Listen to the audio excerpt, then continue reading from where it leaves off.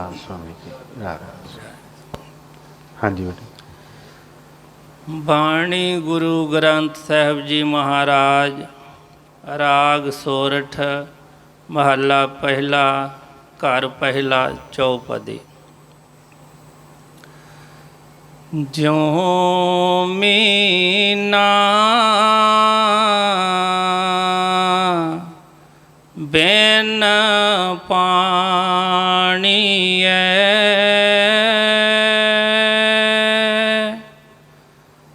त्यों साकत मरे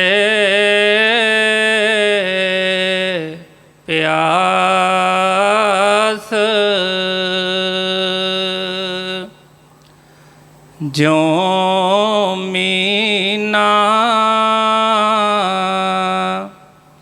बिन पानिए,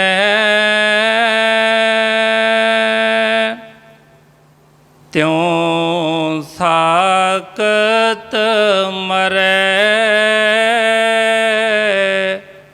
प्यास।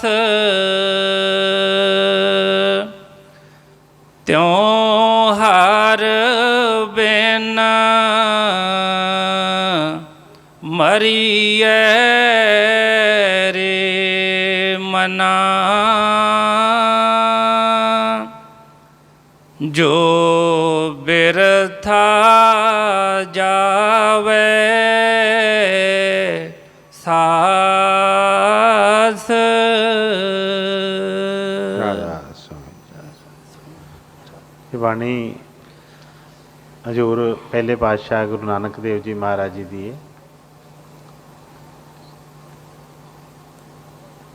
जो भी सानू सवास मिले ने उन्होंने बारे दस रहे ने सब कुछ कि भी काहदे वास्ते मिले ने, तो जे असी वो काम नहीं करते, कहते कि ये सारिया उम्र सारे होर बाकी काम करते रहन, ये सारे ही विरथे ही ने।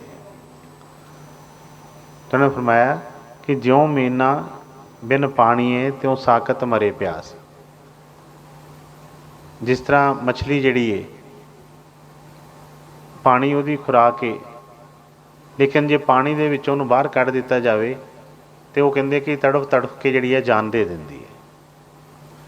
इस तरह ही ये जिहड़ा मनुख झोला मिलिया है, जिन्हों बाणी दे विच बहुत ही दुर्लभ किया है कि मौका जिहड़ा आ बहुत ही दुर्लभ है, लेकिन काहदे वास्ते क्या कि दुर्लभ मौका है।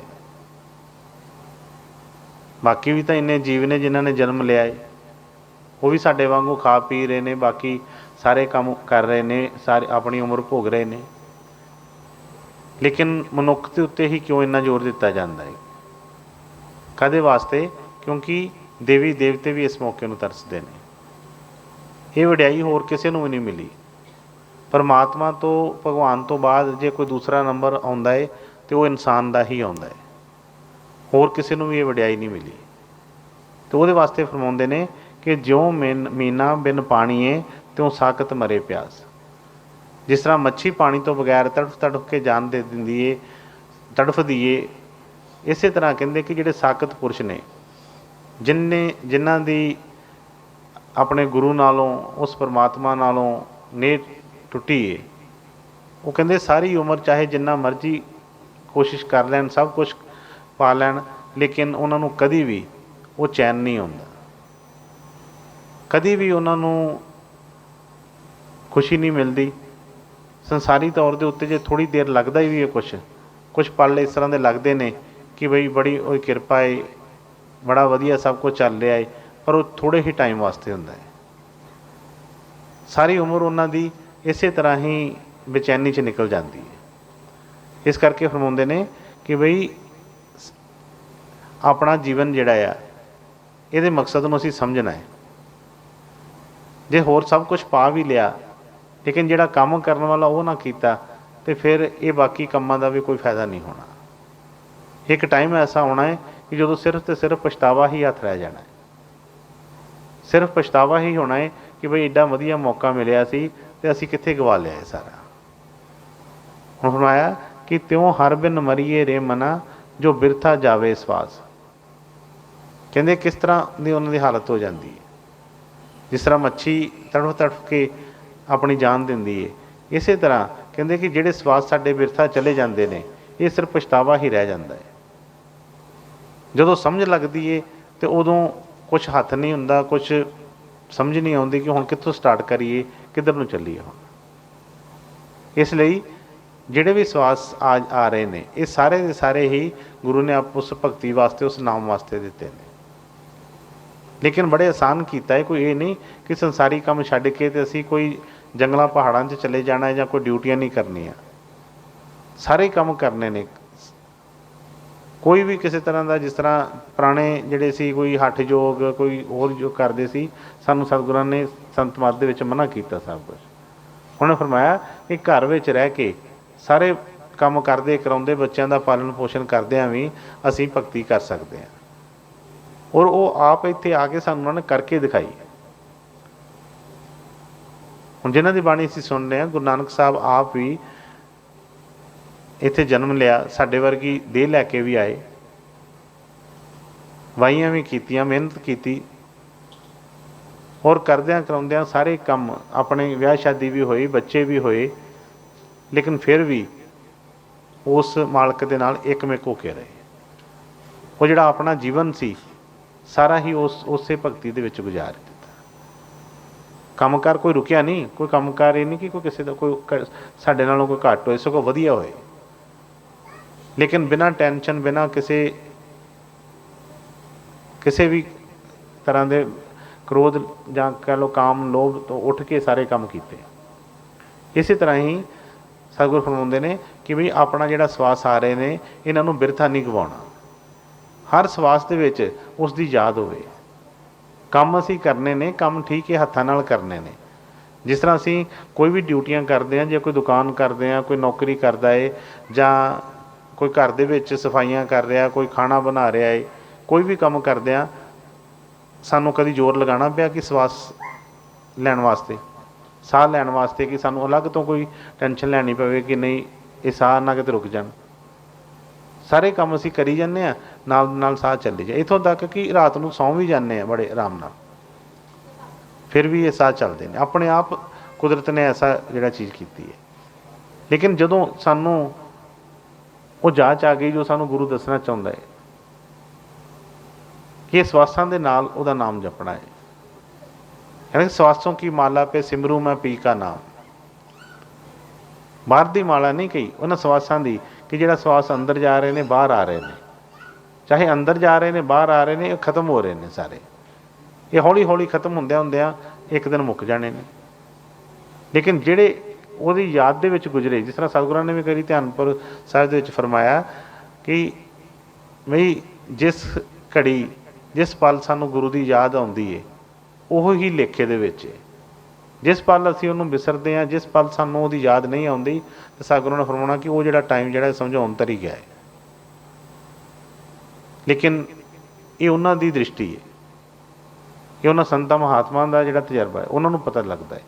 ਸਾਨੂੰ ਤਾਂ ਲੱਗਦਾ ਹੈ ਕਿ ਨਹੀਂ ਬਈ ਜਿਹੜਾ ਕੰਮ ਅਸੀਂ ਬਾਹਰ ਫਿਰ ਤੁਰ ਕੇ ਜਾਂ ਹੋਰ ਸੰਸਾਰੀ ਕੰਮ ਕੀਤੇ ਉਹੀ ਲੇਖੇ 'ਚ, ਅਤੇ ਜਿਹੜਾ ਅਸੀਂ ਕੋਈ ਵਿਹਲੇ ਬੈਠ ਕੇ ਜਿਹੜੇ ਸਾਨੂੰ ਕੁਛ ਵੀ ਨਹੀਂ, ਕਿ ਜਿਹਦੇ 'ਚ ਕੋਈ ਜ਼ੋਰ ਨਹੀਂ ਲੱਗਣਾ, ਆਪਣੇ ਆਪ ਨੂੰ ਆਰਾਮ ਦੇ ਨਾਲ ਅਸੀਂ ਬੈਠ ਕੇ ਜਿਹੜੀ ਡਿਊਟੀ ਕਰਨੀ, ਉਹ ਸਾਨੂੰ ਸਭ ਤੋਂ ਔਖੀ ਜ਼ਿਆਦਾ ਲੱਗਦੀ ਹੈ।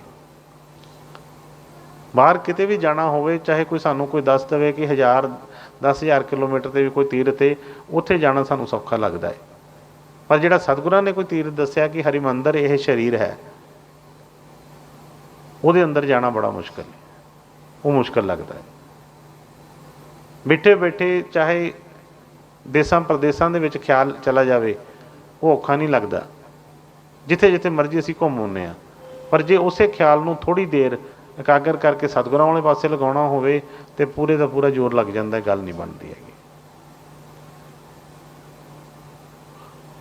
ਇਸੇ ਲਈ ਫਿਰ ਹੁੰਦਾ ਹੈ ਕਿ ਨਹੀਂ, ਜਿਹੜਾ ਕੰਮ ਸੌਖਾ ਲੱਗਦਾ ਹੈ ਉਹੀ ਬੰਦਾ ਕਰਦਾ ਹੈ। ਲੇਕਿਨ ਸਤਿਗੁਰੂ ਫਰਮਾਉਂਦੇ ਨੇ ਕਿ ਨਹੀਂ ਬਈ,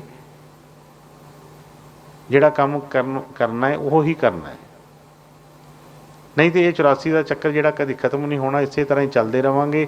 ਦੁੱਖ ਸੁੱਖ ਜਿਹੜੇ ਆ ਇਹ ਚੱਲਦੇ ਹੀ ਰਹਿਣਗੇ। ਜੇ ਅਸੀਂ ਦੁੱਖਾਂ ਸੁੱਖਾਂ ਦਾ ਖਾਤਮਾ ਚਾਹੁੰਦੇ ਹਾਂ, ਵਾਕਈ ਹੀ ਉਹ ਪਰਮ ਸੁਖ ਦੀ ਪ੍ਰਾਪਤੀ ਚਾਹੁੰਦੇ ਹਾਂ, ਤੇ ਫਿਰ ਉਸ ਪਰਮ ਪਿਤਾ ਦੇ ਨਾਲ ਸਾਖਸ਼ਾਤਕਾਰ ਕਰਨਾ ਪਏਗਾ, ਉਹਨੂੰ ਆਪਣਾ ਬਣਾਉਣਾ ਪਏਗਾ। ਜਦੋਂ ਉਹਦੇ ਨਾਲ ਇੱਕਮਿਕ ਹੋ ਗਏ, ਫਿਰ ਕੋਈ ਵੀ ਐਸੀ ਤਾਕਤ ਨਹੀਂ ਹੈ ਜਿਹੜੀ ਸਾਨੂੰ ਕੋਈ ਦੁੱਖ ਦੇ ਸਕੇ।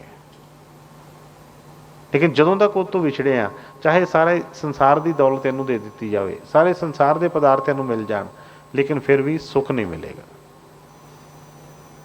ਬਾਹਰਲੀਆਂ ਚੀਜ਼ਾਂ ਸਭ ਕੁਝ ਹੋਣਗੀਆਂ, ਸਾਧਨ ਹੋਣਗੇ, ਲੇਕਿਨ ਸਭ ਕੁਝ ਹੋਣ ਦੇ ਬਾਵਜੂਦ ਵੀ ਇਹਦੇ ਅੰਦਰ ਬੇਚੈਨੀ ਹੋਵੇਗੀ, ਇਹਦੇ ਅੰਦਰ ਡਰ ਹੋਏਗਾ। ਹਮੇਸ਼ਾ ਸਭ ਕੁਝ ਹੁੰਦਿਆਂ ਸਭ ਕੁਝ ਫਿਰ ਵੀ ਅੰਦਰ ਡਰ ਲੱਗਾ ਹੀ ਰਹੇਗਾ ਕਿ ਪਤਾ ਨਹੀਂ ਕੀ ਹੋਣਾ ਹੈ, ਕੀ ਹੋਣਾ ਹੈ। ਇਸ ਲਈ ਫਰਮਾਉਂਦੇ ਨੇ ਕਿ ਬਈ ਆਪਣਾ ਜਿਹੜਾ ਸਮਾਂ ਹੈ ਇਹਨੂੰ ਸਤਿਗੁਰਾਂ ਦੇ ਉਸ ਭਜਨ ਸਿਮਰਨ ਵੱਲ ਲਗਾਈਏ, ਉਹਨਾਂ ਦੀ ਯਾਦ ਦੇ ਵਿੱਚ ਲਗਾਈਏ, ਇਹ ਸਮਾਂ ਜਿਹੜਾ ਬਿਰਥਾ ਨਾ ਲੰਘ ਜਾਵੇ। ਹਾਂਜੀ। ਜੋ ਮੀਨਾ ਬਿਨ ਪਾਣੀ ਐ,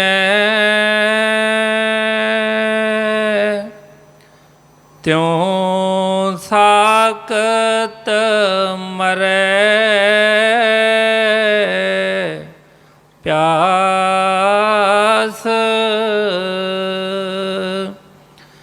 ਤਿਉ ਹਰ ਬਿਨ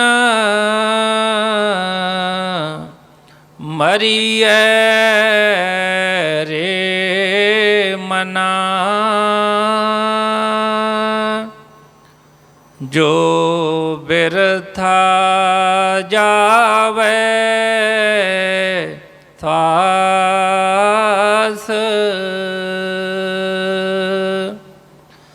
ਮਨ ਰੇ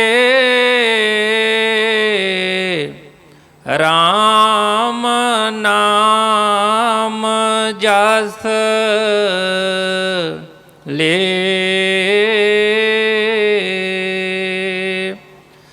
ਬਿਨ ਗੁਰ ਇਹ ਰਸ ਕਿਉ ਲਹੋ, ਗੁਰ ਮਿਲੇ ਹਰ ਦੇ। ਫਰਮਾਉਂਦੇ ਨੇ, ਮਨ ਨੂੰ ਸਮਝਾ ਰਹੇ ਨੇ, ਕਿਸੇ ਨੂੰ ਬਾਹਰ ਕਿਸੇ ਦਾ ਨਾਮ ਲੈ ਕੇ ਨਹੀਂ, ਕਿਉਂਕਿ ਸਾਨੂੰ ਸਭ ਨੂੰ ਹੋਰ ਕਿਸੇ ਨੇ ਦੁਖੀ ਨਹੀਂ ਕੀਤਾ। ਵਿਚਾਰ ਕਰਕੇ ਦੇਖੀਏ, ਕਈ ਵਾਰ ਲੱਗਦਾ ਹੈ ਕਿ ਸਾਡਾ ਆਹ ਦੁਸ਼ਮਣ, ਇਹ ਦੁਸ਼ਮਣ, ਪਰ ਬਈ ਜ਼ਿਆਦਾ ਜਦੋਂ ਅਸੀਂ ਧਿਆਨ ਦੇਵਾਂਗੇ, ਆਪਣੇ ਵੱਲ ਦੇਖਾਂਗੇ, ਤਾਂ ਸਾਨੂੰ ਪਤਾ ਲੱਗੇਗਾ ਕਿ ਸਾਨੂੰ ਕੋਈ ਵੀ ਦੁੱਖ ਨਹੀਂ ਦੇ ਰਿਹਾ, ਸਾਨੂੰ ਸਾਡਾ ਮਨ ਹੀ ਦੁਖੀ ਕਰ ਰਿਹਾ ਹੈ। ਜਿੰਨਾ ਵੀ ਅਸੀਂ ਦੁਖੀ ਹੁੰਦੇ ਹਾਂ, ਸੋਚ ਸੋਚ ਕੇ ਹੀ ਦੁਖੀ ਹੁੰਦੇ ਹਾਂ। ਹੁਣ ਕੋਈ ਵੀ ਕਸ਼ਟ ਆਉਂਦਾ ਹੈ, ਜਦੋਂ ਆਇਆ ਉਦੋਂ ਤਾਂ ਬਈ ਠੀਕ ਹੈ, ਕਰਮ ਦੇ ਮੁਤਾਬਕ ਆ ਗਿਆ, ਪਰ ਜਿਹੜੀ ਸਾਰੀ ਉਮਰ ਅਸੀਂ ਉਹਨੂੰ ਸੋਚ ਸੋਚ ਕੇ ਦੁਖੀ ਰਹਿੰਦੇ ਹਾਂ ਕਿ ਇੱਦਾਂ ਨਾ ਹੋ ਜਾਵੇ, ਉੱਦਾਂ ਨਾ ਹੋ ਜਾਏ, ਜਾਂ ਆਹ ਹੋਏਗਾ ਤਾਂ ਇਹ ਕਰਾਂਗੇ, ਇਹ ਹੋਏਗਾ ਤਾਂ ਇਹ ਕਰਾਂਗੇ। ਇਹ ਮਨ ਜਿਹੜਾ ਭਜਾਈ ਫਿਰਦਾ ਹੈ, ਦੁਖੀ ਇਹ ਹੈ। ਤਾਂ ਉਹਨੂੰ ਫਰਮਾਇਆ ਕਿ ਮਨ ਰੇ ਰਾਮ ਨਾਮ ਜਸ ਲੈ, ਬਈ ਜਿਹੜਾ ਕੰਮ ਕਰਨ ਵਾਲਾ ਹੈ ਕਿ ਮਨ ਤੂੰ ਆਪਣੀ ਵਡਿਆਈਆਂ 'ਚ ਨਾ ਪਿਆਰ ਹੈ। ਹਮੇਸ਼ਾ ਅਸੀਂ ਇਹੋ ਹੀ ਸੋਚਦੇ ਰਹਿੰਦੇ ਕਿ ਮੇਰਾ ਨਾਮ ਉੱਚਾ ਹੋ ਜਾਵੇ, ਮੇਰਾ ਨਾਮ ਸਭ ਨੂੰ ਪਤਾ ਲੱਗੇ, ਬਸ ਆਪਣੀ ਨਾਮ ਦੀ ਹੀ ਸ਼ੋਭਾ ਅਸੀਂ ਕਰਦੇ ਰਹਿੰਦੇ ਹਾਂ। ਉਹ ਜਿਹੜਾ ਸੱਚਾ ਨਾਮ ਆ, ਜਿਹਦੀ ਸ਼ੋਭਾ ਅਪਰੰਪਾਰ ਹੈ, ਉਹਨੂੰ ਅਸੀਂ ਭੁੱਲ ਜਾਂਦੇ ਹਾਂ।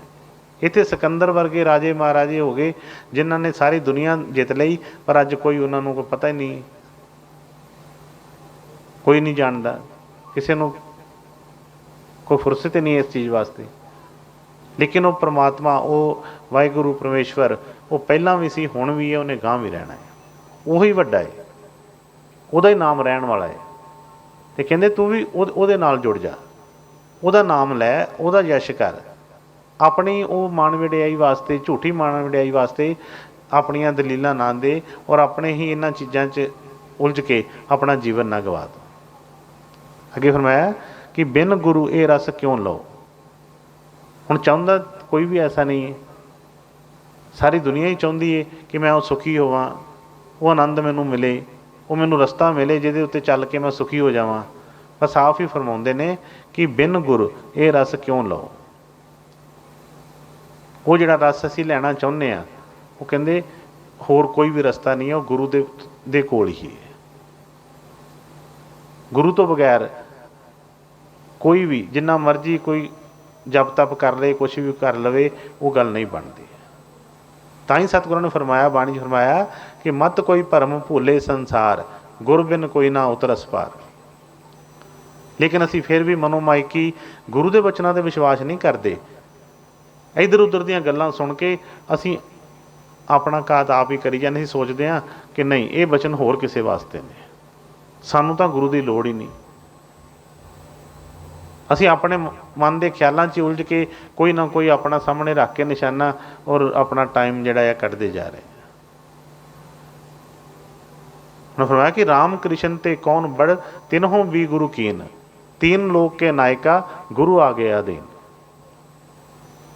अवतारी पुरश भी ਜਿਹੜੇ ਇੱਥੇ ਆਏ, ਜਿਨ੍ਹਾਂ ਨੂੰ ਅਸੀਂ ਅੱਜ ਮੱਥੇ ਟੇਕਦੇ, ਉਹਨਾਂ ਦੇ ਮੰਦਰ ਗੁਰਦੁਆਰੇ ਬਣੇ ਨੇ, ਉਹਨਾਂ ਨੇ ਵੀ ਜਦੋਂ ਆਪਣੇ ਟਾਈਮ 'ਤੇ ਆਏ ਤਾਂ ਉਹਨਾਂ ਨੇ ਕਿਹਾ ਕਿ ਉਹਨਾਂ ਨੂੰ ਵੀ ਇੱਥੇ ਆ ਕੇ ਉਸ ਗੁਰੂ ਦੀ ਜ਼ਰੂਰਤ ਪਈ ਹੈ।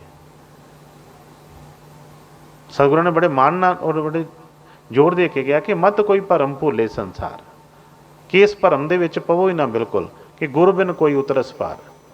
ਅਸੀਂ ਸੋਚੀਏ ਅਸੀਂ ਕਿਤਾਬਾਂ ਪੜ੍ਹ ਕੇ, ਅਸੀਂ ਬਹੁਤੀਆਂ ਗੱਲਾਂ ਕਰਕੇ, ਅਸੀਂ ਬਹੁਤੀਆਂ ਦਲੀਲਾਂ ਦੇ ਕੇ, ਅਸੀਂ ਬਹੁਤ ਜ਼ਿਆਦਾ ਮਾਇਆ ਇਕੱਠੀ ਕਰਕੇ, ਜਾਂ ਅਸੀਂ ਬਹੁਤ ਜ਼ਿਆਦਾ ਦਾਨ ਦੇ ਕੇ, ਜਾਂ ਅਸੀਂ ਕਿਸੇ ਤਰੀਕੇ ਦੇ ਨਾਲ ਵੀ ਕੋਈ ਵੀ ਸਾਧਨ ਦੇ ਨਾਲ ਅਸੀਂ ਪਾਰ ਉਤਰ ਜਾਵਾਂਗੇ। ਕਹਿੰਦੇ ਇਹ ਗਲਤ ਗੱਲ ਹੈ। ਪਹਿਲਾਂ ਇਸ ਭਰਮ ਦੇ ਵਿੱਚੋਂ ਬਾਹਰ ਨਿਕਲਣਾ ਪਏਗਾ, ਕਿਉਂਕਿ ਅੱਜ ਬਹੁਤ ਲੋਕ ਜਿਹੜੇ ਨੇ ਇਸ ਭਰਮ ਦਾ ਸ਼ਿਕਾਰ ਹੋ ਗਏ ਨੇ। ਅਸੀਂ ਕਹਿੰਦੇ ਹਾਂ ਕਿ ਨਹੀਂ, ਆਪਣੀ ਮਨ ਮਰਜ਼ੀ ਦੇ ਨਾਲ ਹੀ ਅਸੀਂ ਜੋ ਕਰਦੇ ਪਏ ਇਸੇ ਤਰ੍ਹਾਂ ਕਰਦਿਆਂ ਸਾਨੂੰ ਪਤਾ ਹੈ ਕਿਸ ਤਰ੍ਹਾਂ ਨਿਕਲਦਾ ਹੈ। ਲੇਕਿਨ ਗੁਰੂ ਦੇ ਬਚਨਾਂ ਦੇ ਉੱਤੇ ਸਾਨੂੰ ਵਿਸ਼ਵਾਸ ਕਰਨਾ ਚਾਹੀਦਾ ਹੈ। ਆਪਣੀ ਸੋਚ ਜਿੱਥੋਂ ਤੱਕ ਵੀ ਜਾਂਦੀ ਹੈ, ਜਿੰਨਾ ਮਰਜ਼ੀ ਅਸੀਂ ਪੜ੍ਹੇ ਲਿਖੇ ਹੋਈਏ, ਜਿੰਨਾ ਮਰਜ਼ੀ ਅਸੀਂ ਕੋਈ ਨਜ਼ਦੀਕੀ ਹੋਵੇ, ਕਿਸੇ ਤਰ੍ਹਾਂ ਦੇ ਹੋਵੇ, ਪਰ ਆਪਣੇ ਜੋ ਮਨ ਦੀ ਕਰਾਂਗੇ ਤਾਂ ਬਈ ਹਮੇਸ਼ਾ ਹੀ ਅਸੀਂ ਡਾਊਨ ਜਾਵਾਂਗੇ। ਜੇ ਗੁਰੂ ਦਾ ਇੱਕ ਵੀ ਬਚਨ ਕੋਈ ਸਮਝ ਲੱਗ ਗਿਆ, ਉਹਨੂੰ ਪਕੜ ਕਰ ਲਈ, ਤੇ ਬਈ ਇਹ ਪਾਰ ਹੀ ਪਾਰ ਹੈ। ਹੁਣ ਫਰਮਾਉਂਦੇ ਨੇ ਕਿ ਬਿਨ ਗੁਰੂ ਇਹ ਰਸ ਕਿਉਂ ਲਓ, ਗੁਰ ਮੇਲੇ ਹਰ ਦੇ। ਕਹਿੰਦੇ ਜਦੋਂ ਇਹ ਰਸ ਮਿਲਣਾ ਹੈ, ਇਹ ਗੁਰੂ ਕੋਲੋਂ ਹੀ ਮਿਲਣਾ ਹੈ। ਔਰ ਜਦੋਂ ਕਹਿੰਦੇ ਪਰਮਾਤਮਾ ਬਹੁਤ ਖੁਸ਼ ਹੁੰਦਾ ਹੈ, ਤੇ ਉਦੋਂ ਸਾਨੂੰ ਗੁਰੂ ਦੇ ਨਾਲ ਮੇਲ ਕਰਾਉਂਦਾ ਹੈ। ਪਹਿਲਾਂ ਸਿੱਧਾ ਨਹੀਂ ਕਿਤੇ ਆਣ ਕੇ ਕਿਸੇ ਪਰਮਾਤਮਾ ਨੇ ਅੱਜ ਤੱਕ ਕਿ ਕੋਈ ਵੀ ਆਣ ਕੇ ਕਿਹਾ ਹੋਵੇ ਕਿ ਬਈ ਮੈਂ ਪਰਮਾਤਮਾ ਹੈ ਤੇ ਬਈ ਮੇਰੇ ਦਰਸ਼ਨ ਕਰ।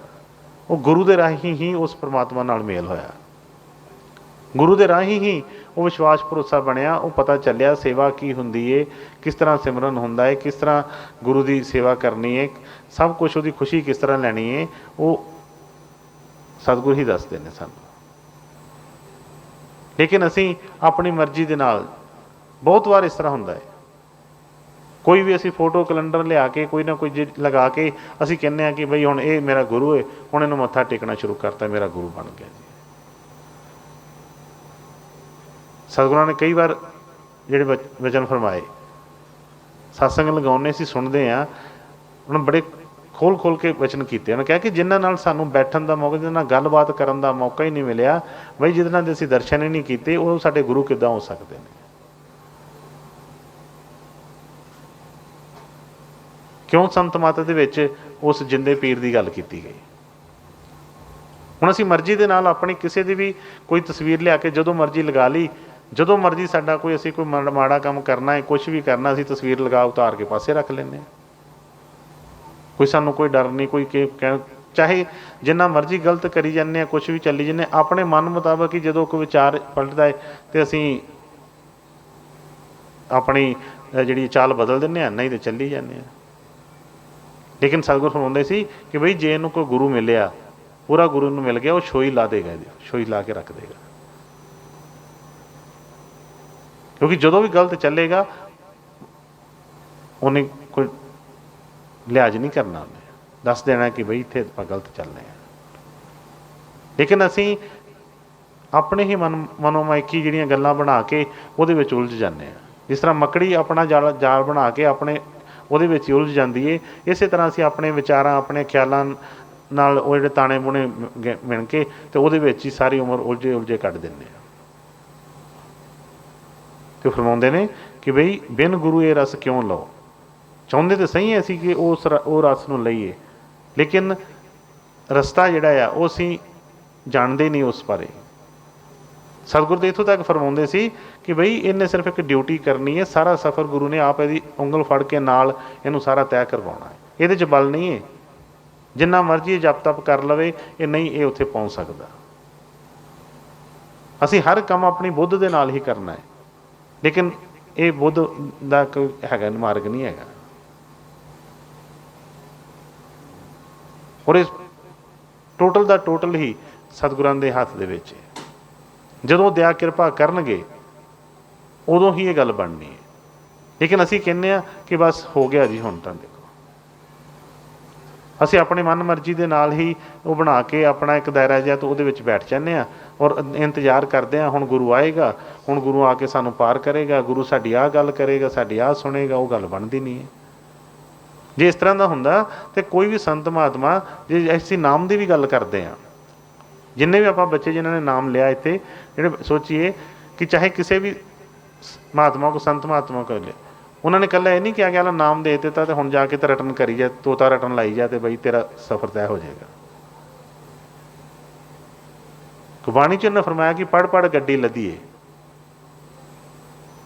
ਜੋ ਮਰਜ਼ੀ ਚਾਹੇ ਮਹੀਨੇ ਸਾਲਾਂ ਸਾਰੀ ਉਮਰ ਵੀ ਕਹਿੰਦੇ ਉਹ ਪੜ੍ਹਦੇ ਰਹੀਏ, ਕਰਦੇ ਰਹੀਏ, ਨਹੀਂ ਗੱਲ ਬਣਨੀ। ਉਹ ਨਾਲ ਨਾਲ ਸਾਨੂੰ ਬੜੀਆਂ ਚੀਜ਼ਾਂ ਹੁੰਦੀਆਂ ਨੇ ਜਿਹੜੀਆਂ ਸਾਨੂੰ ਉਹ ਨਾਲ ਨਾਲ ਸਾਨੂੰ ਸੁਚੇਤ ਕਰਦੇ ਨੇ, ਉਹਨਾਂ 'ਚੋਂ ਸਾਨੂੰ ਦੱਸਦੇ ਨੇ, ਰਸਤਾ ਦੱਸਦੇ ਨੇ। ਬੜੀਆਂ ਉਲਝਣਾਂ ਹੁੰਦੀਆਂ ਨੇ, ਲੇਕਿਨ ਹਉਮੈ ਸਾਡੀ ਅੱਗੇ ਆ ਜਾਂਦੀ ਹੈ ਅਤੇ ਸਾਨੂੰ ਹੁੰਦਾ ਹੈ ਕਿ ਨਹੀਂ ਬਸ ਹੁਣ ਅਸੀਂ ਕੁਛ ਨਹੀਂ। ਲੇਕਿਨ ਜੇ ਸਤਿਗੁਰਾਂ ਦੇ ਬਚਨਾਂ ਦੀ ਸਮਝ ਲੱਗ ਗਈ ਤਾਂ ਬਈ ਫਿਰ ਕੋਈ ਵੀ ਚੀਜ਼ ਇਹਨੂੰ ਡੱਕ ਨਹੀਂ ਸਕਦੀ ਕਿਸੇ ਤਰ੍ਹਾਂ ਦੀ। ਅਤੇ ਸਤਿਗੁਰ ਦਇਆ ਕਿਰਪਾ ਕਰਨ, ਜੇ ਚਰਨ ਨੀਵੇਂ ਕਰਨ, ਅਤੇ ਸਭ ਤੋਂ ਪਹਿਲਾਂ ਸਾਨੂੰ ਇਹੋ ਹੀ ਸਮਝ ਲੱਗਦੀ ਹੈ ਕਿ ਗੁਰੂ ਤੋਂ ਬਗੈਰ ਨਹੀਂ ਗੱਲ ਬਣਦੀ। ਔਰ ਅਸੀਂ ਰਾਜੀ ਕਿਹਨੂੰ ਕਰਨਾ ਹੈ? ਅਸੀਂ ਦੁਨੀਆ ਨੂੰ ਰਾਜੀ ਕਰਨ 'ਚ ਲੱਗੇ ਰਹਿੰਦੇ ਹਾਂ। ਅਸੀਂ ਕਹਿੰਦੇ ਹਾਂ ਦੁਨੀਆ ਨਾ ਰੁੱਸ ਜੇ ਕਿਤੇ। ਸਤਿਗੁਰਾਂ ਨੇ ਬੜੇ ਖੋਲ੍ਹ ਕੇ ਬਚਨ ਫਰਮਾਏ। ਉਹਨਾਂ ਨੇ ਕਿਹਾ ਕਿ ਬਈ ਔਰਤ ਦਾ ਕੰਮ ਕੀ ਹੈ?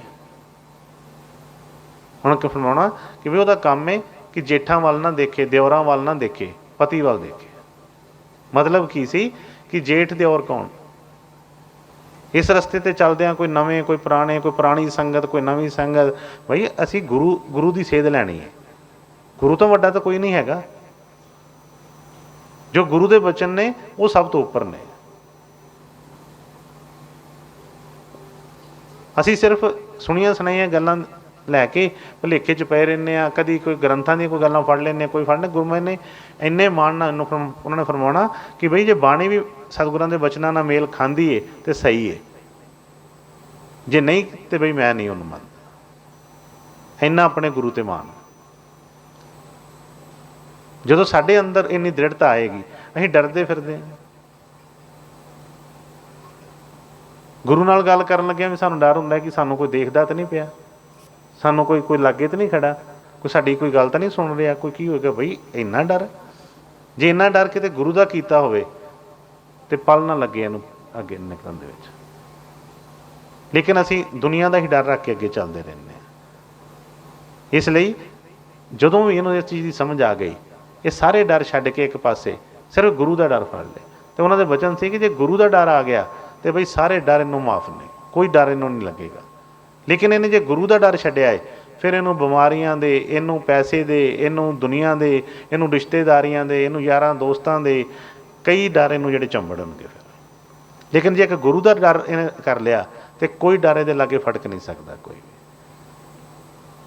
ਕਿਉਂਕਿ ਫਿਰ ਡਰ ਹੀ ਉਦੋਂ ਆਉਣਾ ਜਦੋਂ ਬਈ ਗੁਰੂ ਦਾ ਪਤਾ ਲੱਗੇਗਾ ਕਿ ਗੁਰੂ ਕੀ ਤਾਕਤ ਹੈ।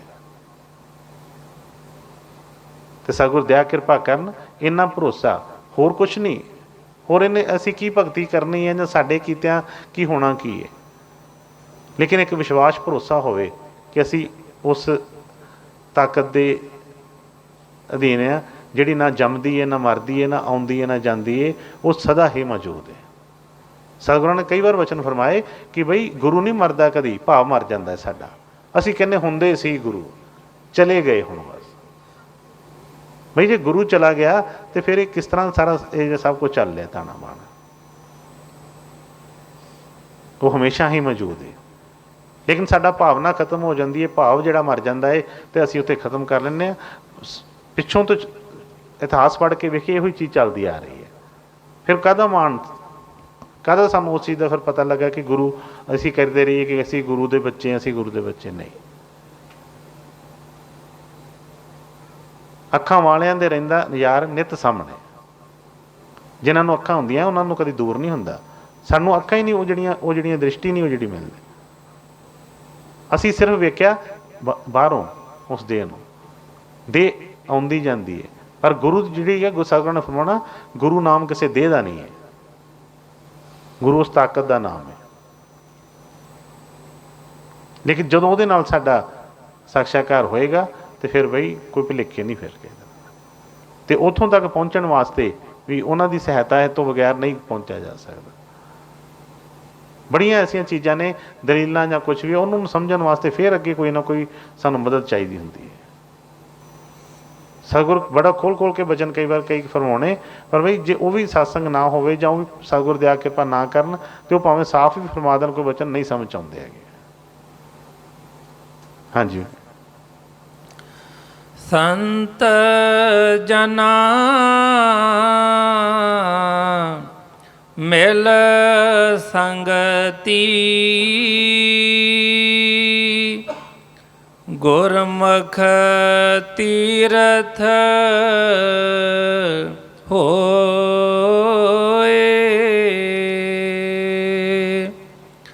68 ਤੀਰਥ ਮੰਜਨਾ, ਗੁਰ ਦਰਸ ਪਰਾਪਤ ਹੋਏ। ਹਾਂਜੀ। ਜਿਉ ਜੋਗੀ ਜਤ ਬਾਹਰਾ, ਤਪ ਨਾਹੀ ਸਤ ਸੰਤੋਖ,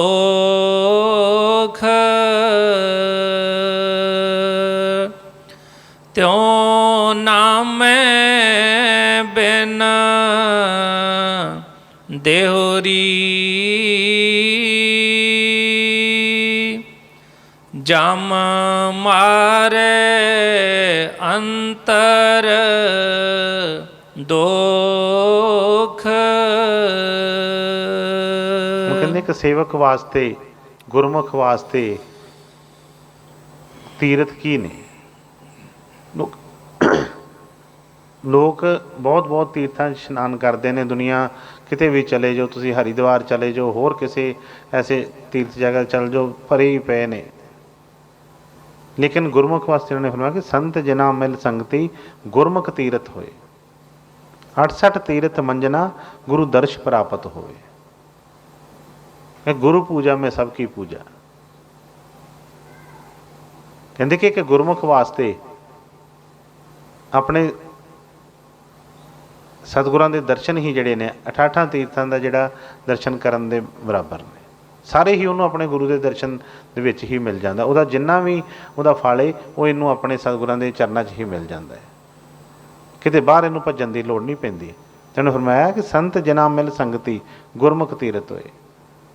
ਸੰਤਾਂ ਦੀ ਸੰਗਤ ਦੇ ਵਿੱਚ ਬੈਠ ਕੇ, ਉਹਨਾਂ ਦੇ ਸਨਮੁਖ ਬੈਠ ਕੇ ਇਮਾਨਦਾਰੀ ਦੇ ਨਾਲ, ਜਿਸ ਤਰ੍ਹਾਂ ਆਪਣਾ ਸੱਚੇ ਹਿਰਦੇ ਦੇ ਨਾਲ ਉਹਨਾਂ ਦੇ ਜਦੋਂ ਅਸੀਂ ਦਰਸ਼ਨ ਕਰਦੇ ਹਾਂ, ਕਹਿੰਦੇ ਉਸ ਤੋਂ ਵੱਡਾ ਕੋਈ ਤੀਰਥ ਨਹੀਂ ਹੈ। ਉਹਦੇ 'ਚ ਜਿਹੜਾ ਇਸ਼ਨਾਨ ਹੁੰਦਾ ਹੈ ਉਹਦੇ ਨਾਲ ਸਾਰੀਆਂ ਮੈਲਾਂ ਲੱਥ ਜਾਂਦੀਆਂ ਨੇ।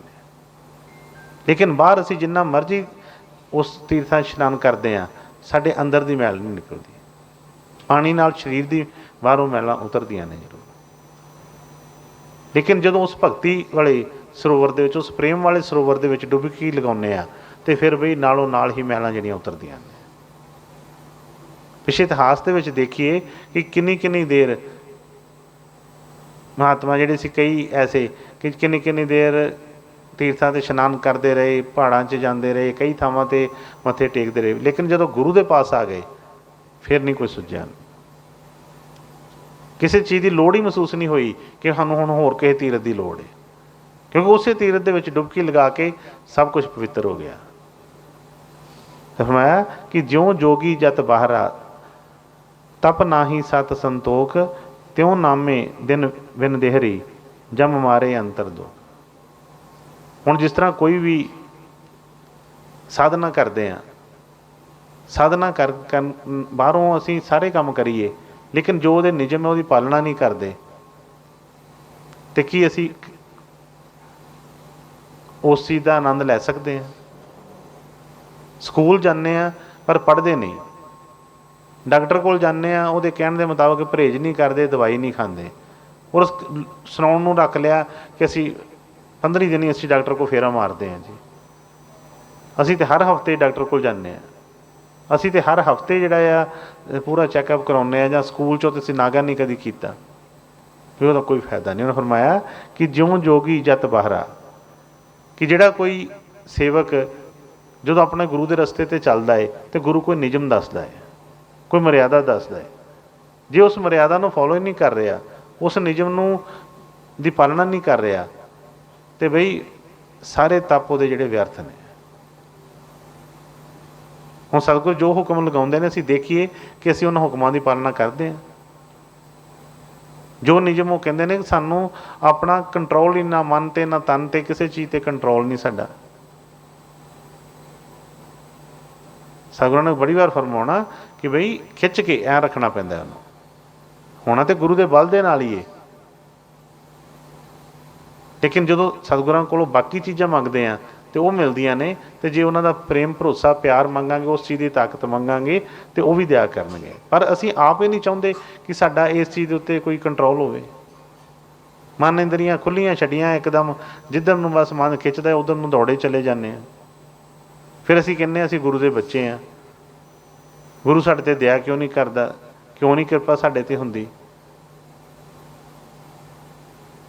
साफ ही फरमाया कि ज्यों जोगी जत बाहरा, जो भी वो नियम जो तो बाहर ने, तो कहते तप ना ही सत संतोख, कहते कोई वही जी तपस्या जी उस लिखे नहीं पैंदी। इस करके फरमाया कि त्यों नामे दिव्यन देहरी जम मारे अंतर दुख। जे गुरु को जाके वह प्रभु की नाम नहीं जपते जां वो पालना नहीं करते, तो फिर तो बई जम दे धक्के कहते खाने ही पैंदे ने।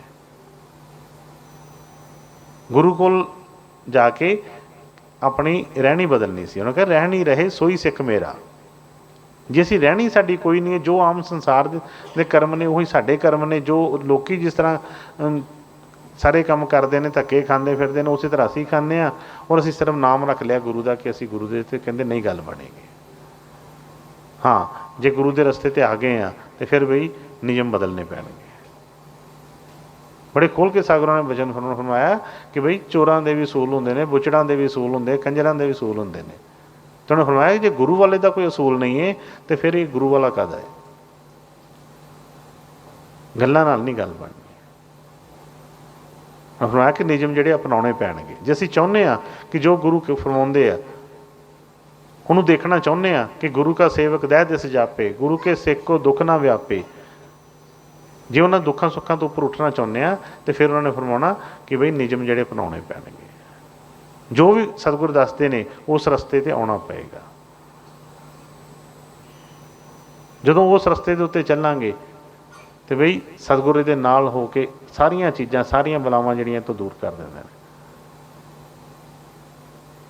कि एक बांह गुरु की लख बांह क्या होए, सारी दुनिया इहदी वैरी बन जाए, चाहे असी सानू क्यों डर लगता है, असी कहने सानू किसी ने कुछ कर दिता है, साडे घर ते किसी ने कुछ कर दिता है, पता नहीं कि एक दुख जाता दूसरा दुख आ जाता है, आ चीज़ हो गई बई गुरु वाले दे उत्ते। ये गुरु का सिख बन जाए, बांह खड़ी करके जिथे मर्जी ऐलान कर दे कि जे किसी को जो कोई ताकत है कि जो करना चाहता वह करके विखावे।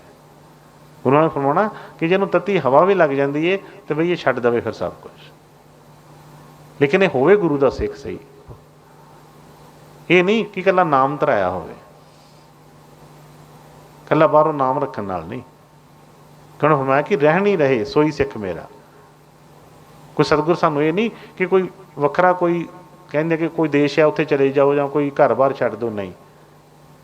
बड़ी ਜਿਸ ਤਰ੍ਹਾਂ ਬਾਕੀ ਕੰਮ ਕਰਦੇ ਹਾਂ, ਬਾਕੀ ਕੰਮ ਕਿਹੜੇ ਸਗੋਂ ਫਰਮਾਉਣਾ ਕਿ ਵੀ ਕੋਈ ਵੀ ਕੰਮ ਕਰਦੇ ਹਾਂ ਮਰ ਕੇ ਹੀ ਕਰਦੇ ਹਾਂ। ਇਸ ਤਰ੍ਹਾਂ ਹੀ ਗੁਰਭਗਤੀ ਵੀ ਜਿਹੜੀ ਇਹ ਬਈ ਇਸ ਤਰ੍ਹਾਂ ਨਹੀਂ ਹੁੰਦੀ। ਇਹਦੇ ਵਾਸਤੇ ਵੀ ਸਾਨੂੰ ਜਿਸ ਤਰ੍ਹਾਂ ਕਹਿੰਦੇ ਆ ਕਿ ਕੁਰਬਾਨੀ ਦੇਣੀ ਪੈਂਦੀ ਹੈ। ਲੇਕਿਨ ਇਹਦੇ ਵਿੱਚ ਇਸ ਤਰ੍ਹਾਂ ਨਹੀਂ ਹੈ ਕਿ ਬੜਾ ਹਾਂ ਇੱਕ ਵਾਰੀ ਤੁਰਨਾ ਸ਼ੁਰੂ ਕਰੇਗਾ ਅਤੇ ਗੁਰੂ ਮਹਾਰਾਜ ਜੀ ਕਹਿ ਲਈਏ ਉਹਨਾਂ ਦੀ ਮਦਦ ਕਰਦੇ ਨੇ। ਉਸ ਪਰਮਾਤਮਾ ਇਹਦੇ ਨਾਲ ਹੋ ਕੇ ਸਾਰੇ ਕੰਮ ਕਰਵਾਉਂਦਾ ਹੈ। ਇਹਨੂੰ ਪਤਾ ਵੀ ਨਹੀਂ ਲੱਗਦਾ।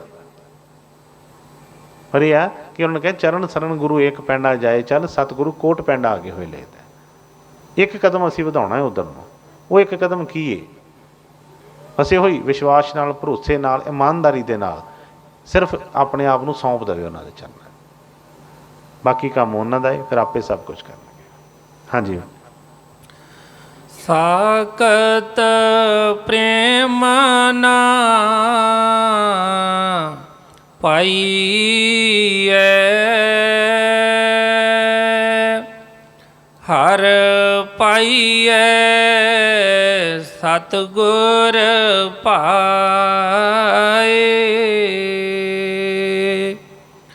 ਸੁਖ ਦੁਖ ਦਾਤਾ ਗੁਰ ਮਿਲੈ,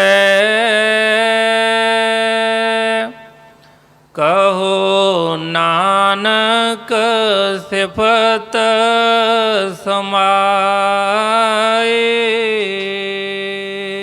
ਰਾਧਾ ਸੁਆਮੀ ਜੀ, ਰਾਧਾ ਸੁਆਮੀ ਫਰਮਾਉਂਦੇ ਨੇ ਕਿ ਹੁਣ ਜਿਹੜਾ ਪ੍ਰੇਮ ਹੈ, ਜਿਹੜਾ ਸੱਚਾ ਪ੍ਰੇਮ ਹੈ, ਉਹ ਕਿਹਨੂੰ ਮਿਲਦਾ ਹੈ? ਸਤਿਗੁਰ ਕਿਹਨੂੰ ਬਖਸ਼ਦਾ ਹੈ? ਜਿਸ ਤਰ੍ਹਾਂ ਕਹਿੰਦੇ ਕਿ ਜੋ ਜੋ ਮੰਗੇ ਠਾਕੁਰ ਆਪਣੇ ਸੇ ਸੋਈ ਸੋਈ ਦੇਵੇ।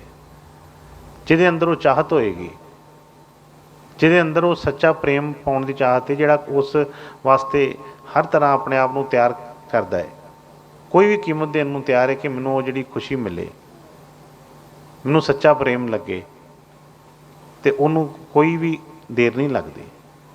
ਔਰ ਫਰਮਾਇਆ ਕਿ ਸਾਕਤ ਪ੍ਰੇਮ ਨਾ ਪਾਈਏ, ਹਰ ਪਾਈਏ ਸਤਿਗੁਰ ਪਾਏ। ਜਿਹੜੇ ਸਾਕਤ, ਜਿਨ੍ਹਾਂ ਦੇ ਮਨ 'ਚ ਕੋਈ ਭਰੋਸਾ ਹੀ ਨਹੀਂ, ਪ੍ਰਭੂ ਪਰਮੇਸ਼ਰ ਦੇ ਨਾਲੋਂ ਬਿਲਕੁਲ ਟੁੱਟੇ ਪਏ ਨੇ, ਸਿਰਫ ਹਉਮੈ ਹੀ ਅੱਗੇ ਰੱਖੀਏ, ਆਪਣਾ ਹੀ ਮਨ ਹੀ ਅੱਗੇ ਰੱਖਿਆ ਹੈ, ਕੋਈ ਜਰਾ ਜਿੰਨਾ ਵੀ ਕੋਈ ਡਰ ਨਹੀਂ, ਕੋਈ ਭੈ ਨਹੀਂ, ਕਿਸੇ ਤਰ੍ਹਾਂ ਦਾ ਮਨ ਦੇ ਵਿੱਚ ਕੋਈ ਖੁਆਇਸ਼ ਹੀ ਨਹੀਂ ਉਹਨੂੰ ਪ੍ਰਾਪਤ ਕਰਨ ਦੀ। ਕਹਿੰਦੇ ਉਹਨੂੰ ਕਿਸ ਤਰ੍ਹਾਂ ਉਹ ਪ੍ਰੇਮ ਦੇ ਦੇਵੇ। ਸਤਿਗੁਰਾਂ ਨੇ ਵਚਨ ਫਰਮਾਏ ਸੀ ਕਿ ਬਈ ਬੱਚਾ ਜਿਸ ਤਰ੍ਹਾਂ ਜੂਠੀ ਜਾਂ ਕਹਿ ਲਓ ਲਿਬੜੀ ਕੌਲੀ ਜਿਹੜੀ ਆ ਮਾਂ ਦੇ ਅੱਗੇ ਲਈ ਫਿਰਦਾ ਦਾਲ ਨਾਲ ਕਿ ਇਹਦੇ 'ਚ ਦੁੱਧ ਪਾ ਦੇ, ਕਹਿੰਦੇ ਉਹ ਕਿਸ ਤਰ੍ਹਾਂ ਪਾ ਦੇਵੇ? ਉਹਨੂੰ ਵੀ ਪਤਾ ਕਿ ਸਾਰਾ ਕੁਝ ਖਰਾਬ ਹੋ ਜਾਣਾ। ਅਸੀਂ ਮੰਗ ਤਾਂ ਕਰਦੇ ਹਾਂ ਕਿ ਸਤਿਗੁਰੂ ਜੀ ਦਇਆ ਕਿਰਪਾ ਕਰੋ, ਸੱਚਾ ਪ੍ਰੇਮ ਬਖਸ਼ੋ, ਸੱਚਾ ਭਰੋਸਾ ਬਖਸ਼ੋ, ਪਰ ਵੇਖੀਏ ਸਹੀ ਕਿ ਅਸੀਂ ਉਹਦੇ ਵਾਸਤੇ ਕੀ ਤਿਆਰੀ ਹੈ ਸਾਡੀ, ਕਿੱਥੇ ਉਹਨੂੰ ਰੱਖਣਾ, ਕਿੱਥੇ ਉਹਨੂੰ ਕਿਹੜੇ ਭਾਂਡੇ ਦੇ ਵਿੱਚ ਉਹਨੂੰ ਰੱਖਣਾ ਹੈ। ਐਡੀ ਕੀਮਤੀ ਚੀਜ਼ ਹੈ ਜਿਹੜੀ ਕੋਈ ਬਾਜ਼ਾਰ 'ਚ ਕਿਤੇ ਮੁੱਲ ਨਹੀਂ ਮਿਲਦੀ।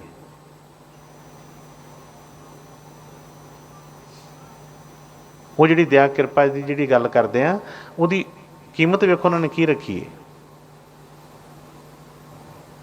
ਹੁਣ ਫਰਮਾਇਆ ਕਿ ਜੇ ਤੋਹੇ ਪ੍ਰੇਮ ਖੇਲਣ ਕਾ ਚਾਓ, ਸਿਰ ਧਰ ਤਲੀ ਗਲੀ ਮੋਰੀ ਆਓ। ਕੀਮਤ ਦੇਖੋ ਕਿੱਡੀ ਰੱਖੀ ਹੈ। ਕੋਈ ਸੰਸਾਰੀ ਚੀਜ਼ਾਂ ਨਹੀਂ ਮੰਗੀਆਂ, ਸਿਰ ਦੀ ਉਸਦੀ ਕੀਤੀ ਹੈ। ਜਦੋਂ ਦਸਮ ਪਾਤਸ਼ਾਹ ਨੇ ਜਦੋਂ ਉਹ ਮੰਗ ਕੀਤੀ ਸੀ ਸਿਰਾਂ ਦੀ, ਅਤੇ ਉੱਥੇ ਹੋਰ ਨਹੀਂ ਇੰਨੇ ਸਿੱਖ ਸੀ, ਹੋਰ ਵੀ ਕੁਛ ਮੰਗ ਸਕਦੇ ਸੀ ਕਿ ਲਿਆਓ ਵੀ ਸੋਨਾ ਚਾਂਦੀ ਲਿਆਓ, ਆਹ ਚੀਜ਼ਾਂ ਕਰੋ, ਉਹ ਚੀਜ਼ਾਂ ਨਹੀਂ, ਕੁਛ ਨਹੀਂ ਕਿਹਾ ਕਿ ਬਈ ਮੈਨੂੰ ਸਿਰ ਚਾਹੀਦੇ ਨੇ। ਕਿਉਂਕਿ ਉਹ ਜਿਹੜੀ ਦੌਲਤ ਤੋਂ ਲਿਆਏ ਹੁੰਦੇ ਨੇ, ਉਹਨੂੰ ਜਦੋਂ ਅੱਗੇ ਵਰਤਾਉਣਾ ਹੈ ਤਾਂ ਜਿਸ ਤਰ੍ਹਾਂ ਲਈ ਹੈ ਉਸੇ ਤਰ੍ਹਾਂ ਹੀ ਦੇਣੀ ਹੈ। ਜੋ ਗੁਰੂ ਦੇ ਬਚਨ ਸੀ ਕਿ ਉਹਨਾਂ ਨੇ ਬਈ ਸਤਿਗੁਰੂ ਨੇ ਲੈਣਾ ਵੀ ਕੁਛ ਨਹੀਂ ਹੈ, ਅਤੇ ਉਹਨਾਂ ਨੇ ਕਿਹਾ ਉਹਨਾਂ ਨੂੰ ਛੱਡਣਾ ਵੀ ਕੁਛ ਨਹੀਂ। ਜਦੋਂ ਅਸੀਂ ਇੰਨੀ ਤਿਆਰੀ ਦੇ ਵਿੱਚ ਹੋਵਾਂਗੇ, ਵਾਕਈ ਹੀ ਕੁਰਬਾਨੀ ਦੇ ਉਸ ਰਸਤੇ ਚੱਲਣ ਨੂੰ ਤਿਆਰ ਹੋਵਾਂਗੇ, ਤਾਂ ਸਤਿਗੁਰੂ ਕਿਰਪਾ ਕਰਨਗੇ, ਦਇਆ ਕਰਨਗੇ। ਫਿਰ ਇਹਦੀ ਪੌਂਡ ਹੀ ਨਹੀਂ ਲੱਗੇਗੀ, ਫਿਰ ਐਂ ਉੱਡਦਾ ਫਿਰੇਗਾ। ਜਿਹੜੇ ਗੁਰੂ ਦੇ ਬਚਨ ਸੀ ਕਿ ਬਈ ਗੁਰੂ ਦੇ ਸਿੱਖ ਦੇ ਤਾਂ ਪੈਰ ਨਹੀਂ ਲੱਗਦੇ ਜ਼ਮੀਨ 'ਤੇ, ਫਿਰ ਉਹ ਦਸ਼ਾ ਬਣਦੀ ਹੈ। ਲੇਕਿਨ ਉਹਨੂੰ ਪਾਉਣ ਵਾਸਤੇ ਪਹਿਲਾਂ ਇੱਕ ਤਿਆਰੀ ਜਿਹੜੀ ਕੁਰਬਾਨੀ ਵਾਲੀ, ਕਿ ਕੋਈ ਸ਼ੰਕਾ ਨਹੀਂ ਕੋਈ ਮਨ ਦੇ ਵਿੱਚ ਕਿਸੇ ਦਾ, ਕਿਉਂਕਿ ਇਹ ਬੁੱਧੀ ਦਾ ਮਾਰਗ ਹੈ ਹੀ ਨਹੀਂ ਹੈ। ਇਹ ਸਿਆਣਪ ਦਾ ਕੋਈ ਉਹ ਨਹੀਂ ਹੈ। ਸ਼ਰਧਾ ਜਿਹੜੀ ਹੈ ਉਹ ਕਾਹਦੀ ਮੰਗ ਕਰਦੀ ਹੈ? ਉਹਦੇ ਵਿੱਚ ਕੋਈ ਬੁੱਧੀ ਨਾਲ ਨਹੀਂ ਕਿ ਪਹਿਲਾਂ ਮੈਂ ਆਹ ਚੀਜ਼ ਦੇਖ ਕੇ ਆਹ ਚੀਜ਼ ਕਰਕੇ ਫਿਰ ਚੱਲ। ਉਹ ਤਾਂ ਬਈ ਇੱਕ ਜਿਸ ਤਰ੍ਹਾਂ ਦਲੇਰੀ ਦੇ ਨਾਲ ਚੱਲਣ ਵਾਲਾ ਇੱਕ ਰਸਤਾ। ਤਾਂ ਹੀ ਸਗੁਣ ਹੋਣਾ ਕਿ ਪਹਿਲੇ ਦਾਤਾ ਸਿੱਖ ਬਿਆ ਜਿਨ ਤਨ ਮਨ ਅਰਪਾ ਸ਼ੀਸ਼। ਉਸ ਰਸਤੇ ਦੇ ਉੱਤੇ ਜਿਸ ਤਰ੍ਹਾਂ ਸਾਨੂੰ ਕੋਈ ਗੁਰੂ ਕਹਿੰਦਾ ਕਿ ਵੀ ਸਭ ਕੁਛ ਆਪਣਾ ਦੇ ਦੇ,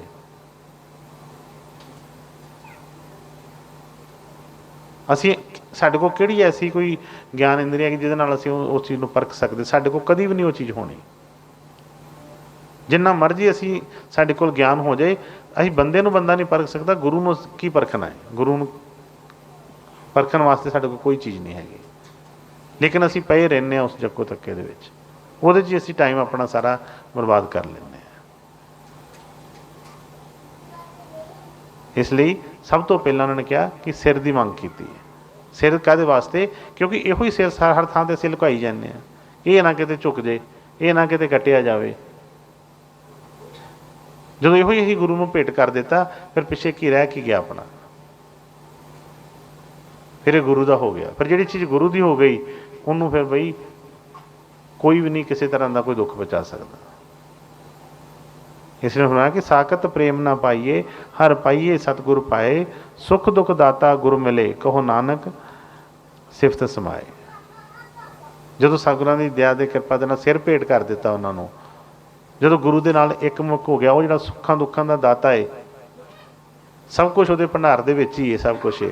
ਉਹ ਜਿਹੜਾ ਦਾਤਾ ਜਦੋਂ ਮਿਲ ਗਿਆ, ਤੇ ਫਿਰ ਕਹਿੰਦੇ ਫਿਰ ਹੋਰ ਕਿਹੜੀ ਚੀਜ਼ ਹੈ ਜਿਹੜੀ ਸਾਨੂੰ ਬਾਹਰ ਕੋਈ ਭਾਜੜ ਪਾਏਗੀ ਜਾਂ ਬਾਹਰਲੇ ਬੰਨੇ ਸਾਡਾ ਖਿਆਲ ਲਿਆਏਗੀ? ਫਿਰ ਸੱਚੀ ਭਗਤੀ ਹੋਏਗੀ, ਕਿਉਂਕਿ ਫਿਰ ਫਿਕਰ ਕੋਈ ਨਹੀਂ ਰਹੇਗਾ। ਹੁਣ ਅਸੀਂ ਗੁਰੂ ਕੋਲ ਆਉਂਦੇ ਤਾਂ ਜ਼ਰੂਰ ਹੈ, ਅਸੀਂ ਮੰਦਰ ਗੁਰਦੁਆਰੇ ਵੀ ਜਾਂਦੇ ਹਾਂ, ਮੱਥੇ ਵੀ ਟੇਕਦੇ ਹਾਂ, ਸਭ ਕੁਛ ਕਰਦੇ ਹਾਂ, ਲੇਕਿਨ ਭਾਰ ਸਿਰ 'ਤੇ ਉਹਨਾਂ ਦਾ ਉਨਾ ਹੀ ਹੈ। ਵਿਸ਼ਵਾਸ ਭਰੋਸਾ ਨਹੀਂ ਹੁੰਦਾ। ਇੰਨਾ ਵਿਸ਼ਵਾਸ ਹੋਵੇ ਕਿ ਬਾਕੀ ਮੈਂ ਬੇਨਤੀ ਕੀਤੀ ਹੈ, ਹੁਣ ਵੀ ਮੇਰਾ ਕੋਈ ਬੋਝ ਨਹੀਂ। ਹੁਣ ਤੇ ਵਿਸ਼ਵਾਸ ਇੰਨਾ ਤਗੜਾ ਹੋਵੇ। ਇੰਨਾ ਜਿਸ ਤਰ੍ਹਾਂ ਇੱਕ ਵਾਰੀ ਸੁਣਾਇਆ ਸੀ, ਇੱਕ ਬੱਚਾ ਸੀ, ਨਾਲ ਉਹਦੇ ਮੰਮੀ ਪਾਪਾ ਦੋਨੋਂ ਹੀ ਕਹਿਣ ਲੱਗੇ ਕਿ ਬਈ ਬੜੀ ਦੇਰ ਹੋ ਗਈ ਹੈ, ਬਾਰਿਸ਼ ਨਹੀਂ ਹੋਈ, ਖੇਤਾਂ ਦੇ ਵਿੱਚ ਕੋਈ ਫਸਲ ਨਹੀਂ ਹੋ ਰਹੀ, ਅਤੇ ਚਲੋ ਗੁਰਦੁਆਰੇ ਜਾ ਕੇ ਅਰਦਾਸ ਕਰਕੇ ਆਈਏ। ਐਂ ਕੜਾਕੀ ਧੁੱਪ ਲੱਗੀ, ਜਰਾ ਜਿੰਨਾ ਵੀ ਕੋਈ ਬੱਦਲ ਦਾ ਨਾਮੋ ਨਿਸ਼ਾਨ ਨਹੀਂ। ਜਦੋਂ ਘਰੋਂ ਨਿਕਲੇ ਤੇ ਉਹ ਬੱਚੇ ਨੇ ਨਾਲ ਛਤਰੀ ਲੈ ਲਈ, ਛਾਤਾ ਲੈ ਕੇ ਤੇ ਨਿਕਲ ਪਿਆ ਬਾਹਰ। ਛਾਤਾ ਨਾਲ ਫੜਿਆ ਹੈ ਤੇ ਜਾ ਰਿਹਾ, ਤੇ ਉਹਦੇ ਪਿਤਾ ਪੁੱਛਣ ਲੱਗੇ ਕਿ ਬਈ ਇਹ ਛਾਤਾ ਕਾਹਦੇ ਵਾਸਤੇ ਲੈ ਲਿਆ ਹੈ? ਕਹਿਣ ਲੱਗੇ ਕਿ ਤੁਸੀਂ ਕਿਹਾ ਸੀ ਕਿ ਗੁਰਦੁਆਰੇ ਜਾ ਕੇ ਅਰਦਾਸ ਕਰਨੀ ਹੈ, ਬੇਨਤੀ ਕਰਨੀ ਹੈ, ਤੇ ਬਈ ਜਦੋਂ ਅਸੀਂ ਅਰਦਾਸ ਕਰ ਦਿੱਤੀ ਫਿਰ ਮੀਂਹ ਤੇ ਆਉਣਾ ਹੀ ਆਉਣਾ ਹੈ। ਕਹਿੰਦਾ ਇਸ ਕਰਕੇ ਮੈਂ ਛਾਤਾ ਨਾਲ ਲੈ ਕੇ ਜਾ ਰਿਹਾ। ਇੰਨਾ ਭਰੋਸਾ ਕਿ ਜੇ ਬੇਨਤੀ ਹੋ ਗਈ ਤੇ ਉਹ ਫਿਰ ਵੀ ਖਾਲੀ ਨਹੀਂ ਜਾਣੀ। ਅਸੀਂ ਬੇਨਤੀ ਕਰਕੇ ਵੀ ਸਾਡਾ ਮਨ ਡਵਾਂਡੋਲ ਹੁੰਦਾ ਕਿ ਚੱਲ ਵੇਖਦੇ ਹਾਂ, ਚੱਲ ਕਰ ਦਿੰਦੇ ਹਾਂ, ਵੇਖਦੇ ਹਾਂ ਪੂਰੀ ਹੁੰਦੀ ਨਹੀਂ, ਹੋ ਗਈ ਨਹੀਂ, ਤੇ ਪਹਿਲਾਂ ਹੀ ਕਈ ਜੋੜ ਤੋੜ, ਸਾਨੂੰ ਉਹ ਵਿਸ਼ਵਾਸ ਭਰੋਸਾ ਹੀ ਨਹੀਂ ਹੁੰਦਾ, ਕਿਉਂਕਿ ਉਹ ਤਾਰ ਨਹੀਂ ਜੁੜੀ। ਇਸ ਲਈ ਸਭ ਤੋਂ ਪਹਿਲਾਂ ਉਹ ਤਾਰ ਜੁੜਨੀ ਚਾਹੀਦੀ ਹੈ। ਕਰੰਟ ਕੋਈ ਪਿੱਛੋਂ ਪੂਰਾ ਆ ਰਿਹਾ ਹੈ, ਸਤਿਗੁਰ ਹਮੇਸ਼ਾ ਹੀ ਮਤਲਬ ਬਈ ਹਾਜ਼ਰ ਨਾਜ਼ਰ ਨੇ, ਸਾਡੇ ਅੰਗ ਸੰਗ ਹੀ ਸਾਡੇ ਨਾਲ ਨੇ, ਸਾਡੇ ਸਾਹ ਦੇ ਨਾਲ ਸਾਹ ਲੈ ਰਹੇ ਨੇ ਹਰ ਇੱਕ ਦੇ। ਲੇਕਿਨ ਉਹ ਚੀਜ਼ ਨਾ ਹੋਣ ਕਰਕੇ, ਸਾਡੀ ਤਾਰ ਨਾ ਮਿਲਣੀ ਹੋਣ ਕਰਕੇ ਉਹ ਕਰੰਟ ਨਹੀਂ ਅੱਗੇ ਜਾਂਦਾ। ਇਸ ਲਈ ਸਤਿਗੁਰਾਂ ਦੇ ਅੱਗੇ ਅਰਜ਼ ਕਰਿਆ ਕਰੀਏ, ਜਿਸ ਤਰ੍ਹਾਂ ਪਹਿਲਾਂ ਵੀ ਕਿਹਾ ਸੀ ਕਿ ਬੇਨਤੀ ਅਰਦਾਸ 'ਚ ਬਹੁਤ ਬਲ ਹੁੰਦਾ ਹੈ। ਸੱਚੇ ਹਿਰਦੇ ਦੇ ਨਾਲ, ਹੋਰ ਤਾਂ ਸਾਡੇ ਕੋਲ ਕੋਈ ਤਾਕਤ ਨਹੀਂ ਹੈਗੀ ਉਸ ਰਸਤੇ 'ਤੇ ਚੱਲਣ ਦੀ, ਉਹਨੂੰ ਪਛਾਣਨ ਦੀ। ਬੇਨਤੀ ਕਰੀਏ, ਅਰਦਾਸ ਕਰੀਏ, ਔਰ ਆਪਣੇ ਵੱਲੋਂ ਨਾਲ ਚੱਲਣ ਦਾ ਆਪਣਾ ਮਨ ਵੀ ਬਣਾਈਏ ਕਿ ਠੀਕ ਹੈ ਵੀ, ਜਿਸ ਤਰ੍ਹਾਂ ਬਾਕੀ ਅਸੀਂ ਕੰਮ ਕਰਦੇ ਹਾਂ ਸਾਰਾ ਮਨ ਬਣਾ ਕੇ ਹੀ ਕਰਦੇ ਹਾਂ। ਜਦੋਂ ਮਨ ਬਣਾ ਲਿਆ ਫਿਰ ਸਾਰੇ ਕੰਮ ਹੋ ਜਾਂਦੇ ਨੇ। ਸਾਨੂੰ ਅਸੀਂ ਘਰੋਂ ਨਿਕਲਦੇ ਹਾਂ, ਜਦੋਂ ਕਈ ਜਗ੍ਹਾ 'ਤੇ ਜਾਣਾ ਹੁੰਦਾ ਹੈ, ਚਾਹੇ ਫਸਟ ਟਾਈਮ ਜਾ ਰਹੇ ਹਾਂ, ਅਸੀਂ ਇੱਥੇ ਬੈਠੇ ਹਾਂ, ਹੁਣ ਮੰਨ ਲਓ ਚੰਡੀਗੜ੍ਹ 'ਚ ਬੈਠੇ ਹਾਂ, ਅਸੀਂ ਜਾਣਾ ਚਾਹੇ ਮਹਾਰਾਸ਼ਟਰ 'ਚ ਜਾਣਾ, ਕਿਤੇ ਵੀ ਹੈ, ਕੋਈ ਐਡਰੈਸ ਕਿਸੇ ਸਾਨੂੰ ਪਤਾ ਵੀ ਨਹੀਂ ਸੀ, ਕਦੀ ਗਏ ਨਹੀਂ ਹੈ, ਪਰ ਜਦੋਂ ਸਾਡੇ ਮਨ 'ਚ ਇੱਕ ਵਿਸ਼ਵਾਸ ਹੁੰਦਾ ਹੈ ਨਾ ਕਿ ਬਈ ਹੁਣ ਅਸੀਂ ਜਾਣਾ ਹੈ ਉਹਦੇ ਕੋਲ, ਤੇ ਅਸੀਂ ਚੱਲ ਪੈਂਦੇ ਹਾਂ, ਤੇ ਸਾਡੇ ਅੰਦਰੋਂ ਆਵਾਜ਼ ਵੀ ਹੁੰਦੀ ਹੈ ਕਿ ਨਹੀਂ ਚੱਲਦੇ, ਪਹੁੰਚਾਂਗੇ ਜ਼ਰੂਰ। ਘੁੰਮਣ ਫਿਰਨ ਜਾਂਦੇ ਹਾਂ, ਕਈ ਨਵੀਆਂ ਜਗ੍ਹਾ 'ਤੇ ਅਸੀਂ ਜਾਂਦੇ ਕਦੀ ਗਏ ਹੁੰਦੇ ਹਾਂ, ਪਰ ਵਿਸ਼ਵਾਸ ਹੁੰਦਾ ਹੈ, ਭਰੋਸਾ ਹੁੰਦਾ ਹੈ ਕਿ ਨਹੀਂ ਨਿਕਲ ਗਏ ਤਾਂ ਆਪਾਂ ਪਹੁੰਚ ਹੀ ਜਾਣਾ ਹੈ। ਚਾਹੇ ਅੱਜ ਕੱਲ੍ਹ ਆ ਕੀ ਕਹਿੰਦੇ ਨੈਵੀਗੇਸ਼ਨ ਦੇ ਜਾਂ ਕੋਈ ਵੀ ਚੀਜ਼ ਉੱਤੇ ਕਹਿੰਦੇ ਆ ਕਿ ਲਗਾ ਲਿਆ ਸੀ, ਚਾਹੇ ਉਹ ਭਾਵੇਂ ਗਲਤ ਹੀ ਹੋਵੇ, ਚਾਹੇ ਉਹ ਕਿਤੇ ਨੈਟਵਰਕ ਆਵੇ ਨਾ ਹੋਵੇ, ਫਿਰ ਵੀ ਅਸੀਂ ਇੰਨਾ ਵਿਸ਼ਵਾਸ ਕਰਦੇ ਹਾਂ। ਅਤੇ ਜਿਹਨੂੰ ਅਸੀਂ ਪਰਮਾਤਮਾ ਕਹਿੰਦੇ ਹਾਂ, ਭਗਵਾਨ ਕਹਿੰਦੇ ਹਾਂ, ਵਾਹਿਗੁਰੂ ਕਹਿੰਦੇ ਹਾਂ, ਸਭ ਕੁਛ ਉਹਨੂੰ ਕਹਿੰਦੇ ਹਾਂ, ਉਹਦੇ ਉੱਤੇ ਸਾਨੂੰ ਵਿਸ਼ਵਾਸ ਨਹੀਂ ਹੁੰਦਾ। ਬਾਹਰ ਦੇ ਕਿਸੇ ਵੀ ਸਫ਼ਰ 'ਚ ਜਾਣਾ ਹੈ, ਕਿਤੇ ਜਹਾਜ਼ 'ਤੇ ਜਾਣਾ ਹੈ, ਕੋਈ ਬੱਸ 'ਤੇ ਜਾਣਾ, ਟ੍ਰੇਨ 'ਤੇ ਜਾਣਾ ਹੈ, ਕਿਸ ਤਰ੍ਹਾਂ ਐਂ ਟਿਕਟ ਲਈ ਦੀ ਹੈ, ਪਹਿਲਾਂ ਹੀ 4 ਮਹੀਨੇ ਟਿਕਟ ਕਟਾ ਕੇ ਅਤੇ ਬਹਿ ਜਾਂਦੇ ਕਿ ਬਾਈ ਫਲਾਣੇ ਦਿਨ ਅਸੀਂ ਜਾਣਾ, ਇੰਨੇ ਵਜੇ ਪਹੁੰਚ ਜਾਣਾ, ਉੱਥੇ ਆਹ ਕਰਨਾ ਉਹ ਕਰਨਾ। ਲੇਕਿਨ ਜਿਹੜੀ ਗੁਰੂ ਨੇ ਨਾਮ ਵਾਲੀ ਟਿਕਟ ਦਿੱਤੀ ਹੈ, ਕਦੀ ਭਰੋਸਾ ਹੀ ਨਹੀਂ ਉਸ ਚੀਜ਼ ਦਾ, ਮਨ ਡਵਾਂਡੋਲ ਹੀ ਰਹਿੰਦਾ ਹੈ। ਅਤੇ ਕਮੀ ਕਾਹਦੇ ਵਾਸਤੇ? ਸਾਡੇ ਭਰੋਸੇ 'ਚ, ਵਿਸ਼ਵਾਸ 'ਚ। ਬਸ ਸਤਿਗੁਰੂ ਦਇਆ ਕਿਰਪਾ ਕਰਨ ਕਿ ਸਾਨੂੰ ਸੱਚਾ ਪ੍ਰੇਮ ਬਖਸ਼ਣ, ਭਰੋਸਾ ਬਖਸ਼ਣ। ਅਸੀਂ ਵੀ ਉਹਨਾਂ ਦੇ ਚਰਨਾਂ 'ਚ ਅਰਜ਼ ਕਰਿਆ ਕਰੀਏ ਕਿ ਹੋਰ ਕੋਈ ਦੁਨਿਆਵੀ ਚੀਜ਼ਾਂ ਨਹੀਂ ਕੋਈ ਜੀ, ਇਹ ਤਾਂ ਬਈ ਮਗਰ ਭੱਜੀਆਂ ਆਉਣਗੀਆਂ ਸਾਰੀਆਂ। ਸਗੋਂ ਹੋਣਾ ਕਿ 33 ਕਰੋੜ ਦੇਵੀ ਦੇਵਤੇ ਕਹਿੰਦੇ ਗੁਰੂ ਦੇ ਸਿੱਖ ਅੱਗੇ ਹੱਥ ਬੰਨ੍ਹ ਕੇ ਖੜੇ ਰਹਿੰਦੇ ਨੇ ਕਿ ਕੋਈ ਸੇਵਾ ਦੱਸੋ ਸਾਨੂੰ, ਪਰ ਗੁਰੂ ਦਾ ਸਿੱਖ ਕੋਈ ਸੇਵਾ ਨਹੀਂ ਦੱਸਦਾ, ਉਹ ਆਪਣੇ ਉਸ ਵਾਹਿਗੁਰੂ ਪਰਮੇਸ਼ਵਰ 'ਤੇ ਹੀ ਬਸ ਡੋਰੀਆਂ ਸੁੱਟੀਆਂ ਹੁੰਦੀਆਂ ਨੇ ਕਿ ਜੋ ਉਹ ਕਰਦਾ ਹੈ ਉਹੀ ਠੀਕ ਕਰਦਾ, ਜੋ ਉਹਨੇ ਦੇਣਾ ਦੇ ਹੀ ਦੇਣਾ ਹੈ। ਜਦੋਂ ਇੰਨਾ ਭਰੋਸਾ ਬਣ ਗਿਆ ਤਾਂ ਫਿਰ ਬਈ ਡਾਵਾਂਡੋਲੀ ਖਤਮ, ਅਤੇ ਹਰ ਹਮੇਸ਼ਾ ਹੀ ਉਹ ਸੁੱਖ ਵਾਲਾ ਅਨੁਭਵ ਹੋਏਗਾ। ਸਤਿਗੁਰੂ ਦਇਆ ਕਿਰਪਾ ਕਰਨ, ਸਭ ਦੀਆਂ ਹਾਜ਼ਰੀਆਂ ਮਨਜ਼ੂਰ ਕਰਨ, ਸਭ ਨੂੰ ਆਪਣਾ ਪਿਆਰ ਭਰੋਸਾ ਬਖਸ਼ਣ, ਸੱਚੀ ਬੇਨਤੀ ਕਰਨ ਦਾ ਬਲ ਬਖਸ਼ਣ, ਸੱਚੇ ਹਿਰਦੇ ਤੋਂ ਅਸੀਂ ਉਹਨਾਂ ਨੂੰ ਪੁਕਾਰ ਕਰੀਏ ਅਤੇ ਬਈ ਉਹ ਸੁਣਦੇ ਨੇ ਜ਼ਰੂਰ। ਰਾਧਾ ਸੁਆਮੀ ਜੀ, ਰਾਧਾ।